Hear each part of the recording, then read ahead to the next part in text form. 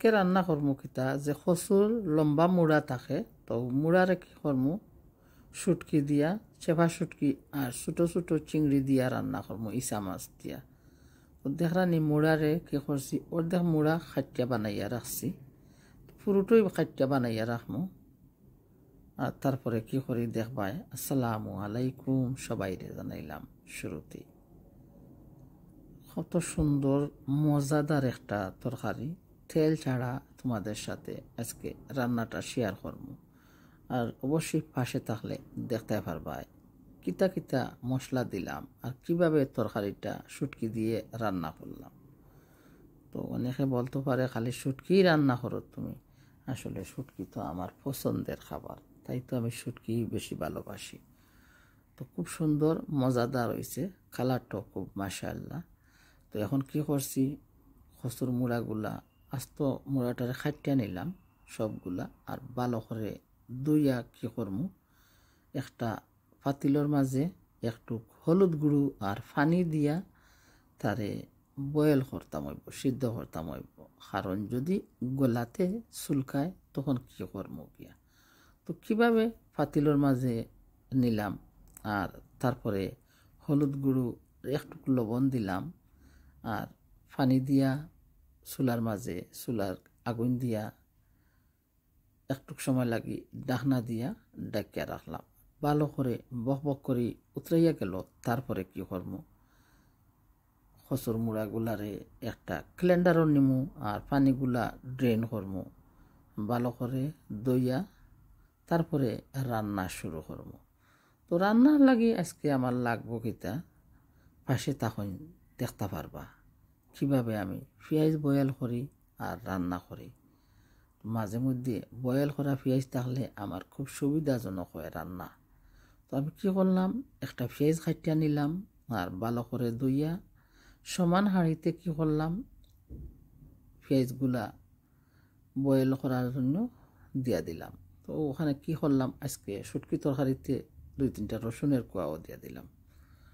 তো একটু লবণ দিলাম, পানি দিলাম আর পেঁয়াজ আর রসুনগুলারে বয়েল করিয়া নিব। তো কিছু সময় ডাকনা দিয়া ডাকিয়ে রাখছিলাম, আবারও ডাকিয়ে রাখমু। পেঁয়াজগুলা এখনও বয়েল হয় নাই, কারণ মজিয়ে গেছে না, আস্ত আস্ত রয়েছে। তো বালা করিয়া পানিটা শুকিয়ে যাইব। তারপরে আমি চুলার গ্যাস বন্ধ করিয়া তরকারি রান্নার লাগি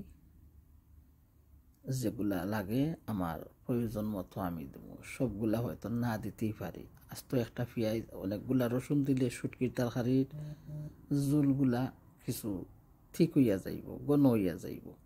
তো কি করছি দেখছো কচুর মুড়ারে একটা ক্যালেন্ডারও নিয়া পানিগুলা ড্রেন করিয়া নিছি আর ভালো করে দইয়াও রাখলাম, পানিগুলা জড়িয়ে যাইব। এখন পেঁয়াজও আস্তে আস্তে আমার বয়েল হইয়া গেছে। পেঁয়াজগুলারে চামচ দিয়া কি করমু আস্তে আস্তে করিয়া লাড়িয়া চামচের সাহায্যে পেঁয়াজগুলারে মাশ করিয়া নিব। আর তারপরে পেঁয়াজগুলা তুলিয়া রাখিয়া দিমু একটা বাটিতে, আর যেগুলা লাগে আমার তরকারির মাঝে অল্প কিছু দিয়া দিব। আর ফাতিলটা দইয়া কচুর মুড়াগুলারে ফাতিলের মাঝে লইমু, তারপরে মশলা দিমু। তো পাশে থাকলে দেখতে পারবা কিভাবে তেল ছাড়া চেপা শুটকি রান্না করলাম। আর কিছু শুটকি কি করমু ভালো করে দইয়া শুটকিগুলা গরম পানি দিয়া কিছু সময় উতরাইয়া নিমু। দেখতে পারছেন কড়াইটা দইয়া নিলাম, তারপরে কচুর মুড়া দিলাম, ছোটো ছোটো চিংড়িগুলা কি করছি বাছিয়া নিছি, ভালো করে দইয়া নিছি। আর তারপরে পেঁয়াজ দিলাম আধা চামচের মতো, পেঁয়াজ রসুন যে বয়েল করছিলাম। আর লবণও দিয়া দিলাম 4 চামচে 1 চামচ, কারণ পেঁয়াজ বয়েল করাতে অনেক লবণ দিছি, তার জন্য লবণটা কমাইয়া দিছি, না হয় 2 চামচ লবণ লাগতো তরকারিতে। আর দিয়া দিছি এখন আধা চামচ পরিমাণ হলুদ গুঁড়ো, আর দিয়া দিলাম আধা চামচ তনে আরোই কম মরিচ গুঁড়ো।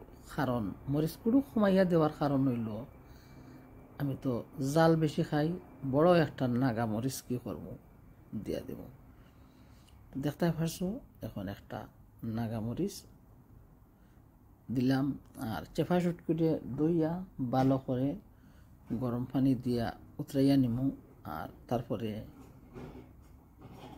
শুটকির খাটাগুলা ছাড়িয়া যাইব, আর শুটকির পানিগুলা এড করিয়া দিব তরকারিতে। তো বিসমিল্লাহির রহমানির রহিম, খুব মজাদার একটা তরকারি হয়েছে।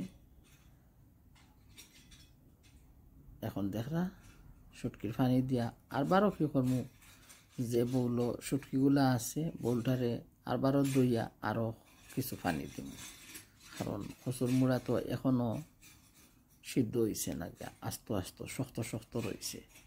তখন বউলটা দইয়া আরও কিছু পানি দিব, আর নাড়াছাড়া করিয়া ঢাকনা দিয়া ডাকিয়া রাখবো। তো যারা যারা আমার সাথে থাকিয়া পাশে থাকিয়া এত ভালোবাসার সাপোর্ট দিয়া ভিডিওটা দেখায় সবাই অসংখ্য ধন্যবাদ। কারণ সুন্দরভাবে কথাই বলতে পারি না, সুন্দরভাবে ভিডিও এডিট করতে পারি না, তারপরেও যারা যারা ভালোবাসার সাপোর্ট দিয়া হাত সহযোগিতা এগিয়ে দেওয়ার জন্য চেষ্টা করা, শুক্রিয়া সবাইকে। আর যারা যারা ভালোবাসা লাইকটাও দিরা, অন্তত অনেক দোয়া, অনেক ভালোবাসা।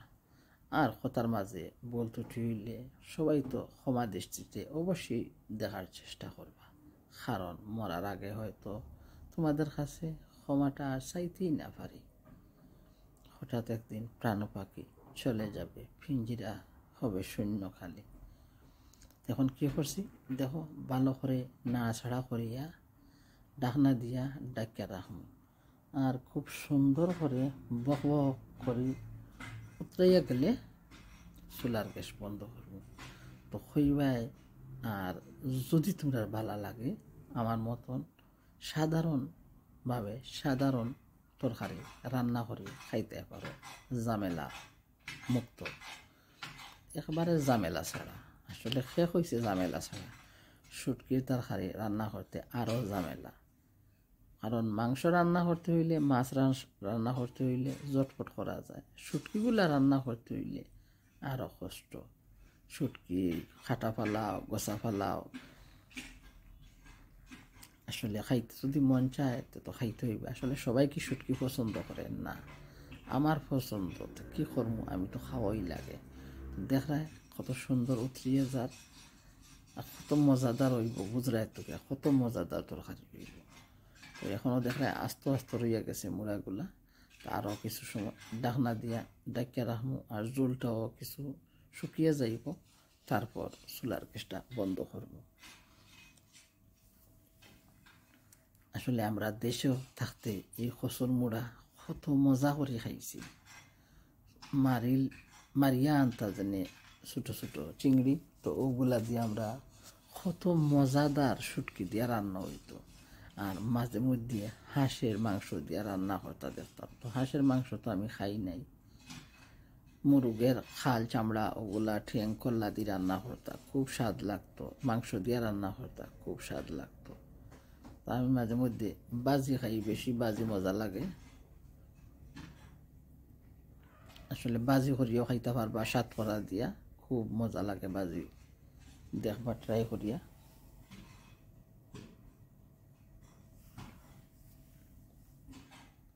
এখন আস্তে আস্তে পানি শুকিয়ে যার, তারপরে অফ করমু। আর দেখবাই কিছুটা সিদ্ধ হইয়া গেছে, আরও অল্প কিছু সময়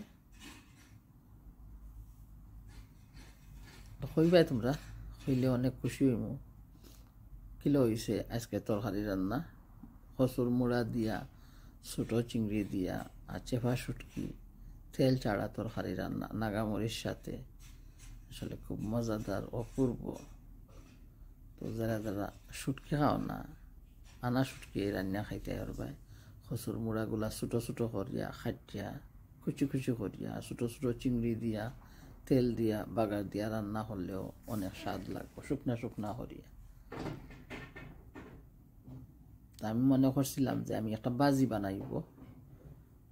বাজি আমার খুব ভালো লাগে, সাতকরার বাকল দিয়া বাজি করলে খুব স্বাদ লাগে। তো তো মাশাআল্লাহ অফ করিয়া দিলাম চুলার গ্যাস। আর কিছুটা পানি রইল, কারণ আরও তো গরম হইব তরকারি। একসাথে যদি জুলগুলা শুকাইয়া নেই তো পরে গরম করবো কিলা, তো বারে বারে গরম করে হইব আর খুব মজা লাগবো খাইতে ঠান্ডার সময়। আর একটা সালাদ বানাইলাম, অবশ্যই দেখবাই, টমেটো, কিকুম্বা, কাঁচামরিচ, মজাদার একটা সালাদ হই এগুলো। সবাই ভালো থাকবায়, সুস্থ থাকবায়। তো আজকের মতন ভিডিওতে বিদায় নিলাম। আর অবশ্যই সাপোর্ট দিলে যারা যারা সবাইকে অসংখ্য ধন্যবাদ। আর দোয়া করবায় যেন